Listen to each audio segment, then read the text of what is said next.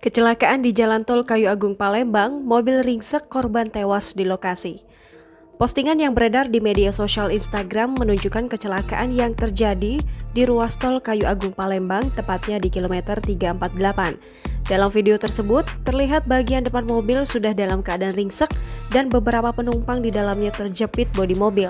Diketahui mobil tersebut ditumpangi oleh 4 orang penumpang dan semuanya telah dibawa ke RSUD Kayu Agung.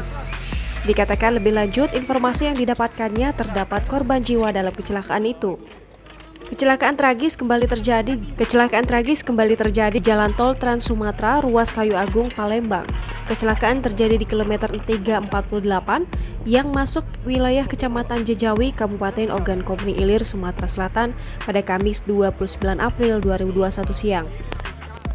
Informasi yang dihimpun, mobil Innova putih plat hitam BG 1904YH menabrak belakang kendaraan di depannya. Namun belum diketahui lebih lanjut jenis kendaraan yang ditabrak. Akibat kecelakaan ini, 3 orang meninggal dunia di lokasi, termasuk 1 diantaranya sopir dari kendaraan yang diperkirakan travel tujuan Belitang, Palembang. Sedangkan 1 penumpang lainnya selamat dan mengalami patah bagian kakinya. Dari informasi yang didapatkan bahwa seluruh korban merupakan warga Belitang, Kabupaten Oku Timur. Jangan lupa subscribe, share, komen, dan like ya!